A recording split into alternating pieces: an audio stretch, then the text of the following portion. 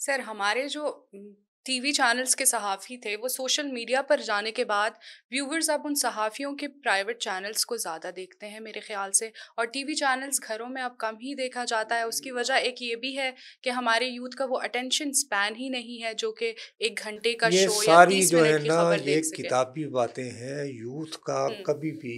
آپ مجھے بتائیے کہ پاکستان کا یوتھ جو ہے وہ کب کنزیومر رہا ہے نیوز کا، یعنی اس کو نیوز میں انٹرسٹ رہا ہو؟ جی پاکستان میں ریٹ آف لٹریسی کیا ہے؟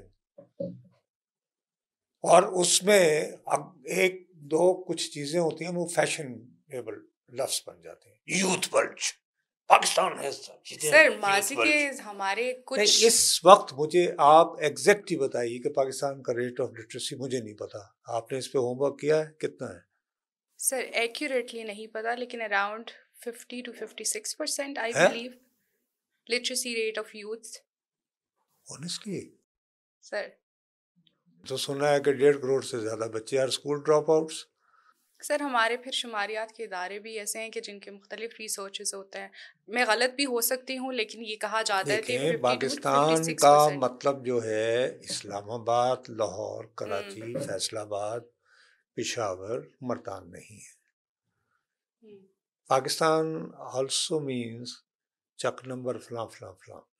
دیر از نو ڈاؤٹ کہ میں کو انڈرمائن نہیں کر رہا۔ سب سے پہلی بات یہ ہے کہ میڈیا کے سب سے زیادہ جو ایک گرو ہوتے تھے وہ کینیڈا میں میکمارشل آئی بلیو، ان کا یہ تھا کہ ان کا بڑا مشہور فقرہ ہے، انہوں نے ٹیلی ویژن کو بہت پہلے جب سوشل میڈیا ایجاد ہی نہیں ہوا تھا کہا تھا ایڈیٹ باکس، یہ نام ان کا دیا ہوا ہے۔ اچھا ٹھیک ہو گئی بات؟ انہوں نے کہا ہوا ہے کہ میڈیم از دا میسج۔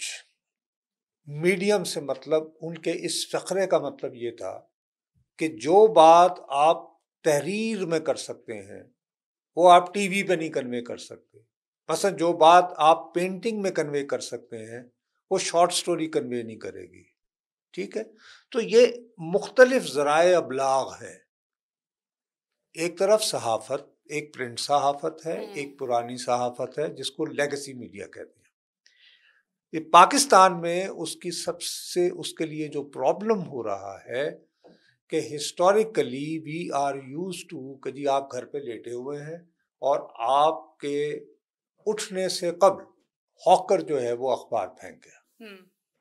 یہ ہے ہمارا جس کو آپ روایتی میڈیا کہیں گی، جس کو لیگسی میڈیا کہیں گی، جس میں جنگ اخبار تھا مثال کے طور پر، اور ہے، اور نوائے وقت ہے، ڈان ہے، نیوز ہے، etcetera etcetera, and you can go on and on. اب ان سب کی ویب سائٹس ہیں، ٹھیک ہے جی، کیا ان پہ ٹریفک کم ہو گئی؟ اخباروں کے لیے جو لکھا جاتا ہے اس کو لانگ فارم جرنلزم کہتے ہیں۔ ٹھیک ہے جی، اب لانگ فارم جرنلزم کا جو لکھنے کا سٹائل ہے اس میں یہ ہے کہ وہ آپ نے یوں کر کے صبح چائے کی پیالی لیتے ہوئے اخبار نہیں پڑھا، آپ نے یوں کر کے گئے، آپ نے ٹک کر کے اس اخبار کی سائٹ پہ چلی گئی۔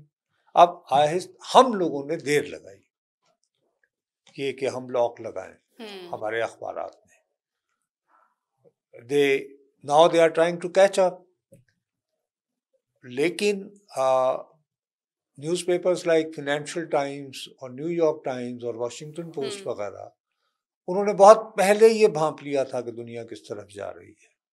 سو اب اخبار ڈلیور نہیں ہو رہا ہے لیکن ان کی سبسکرپشن ہے، لوگ بیٹھ کے دیکھ رہے ہیں، اور ابھی بھی جب کریڈیبل سٹوری ان کو چاہیے ہوتی ہے they go for legacy media۔ they don't look forward to someone کہ جی ارے فلاں کا ویلاگ سن لے تو ہمیں پتہ چل جائے گا کیا ہو گیا۔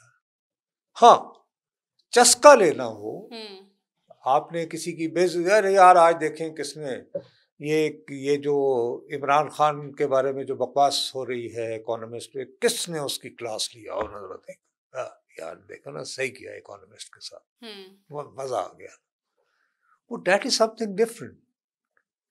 خبر کے سلسلے میں ابھی بھی میں آپ کو تازہ ترین مثال دے رہا ہوں کہ جب انڈو پاکستان وار ہو رہی تھی تو لوگ اپنے اپنے گھروں میں ٹی وی لگا کر دیکھ رہے تھے کہ what is the latest, what is authentic, کیونکہ وار ہو رہی تھی، تو اس کے بارے میں مصدقہ خبروں کی تلاش تھی۔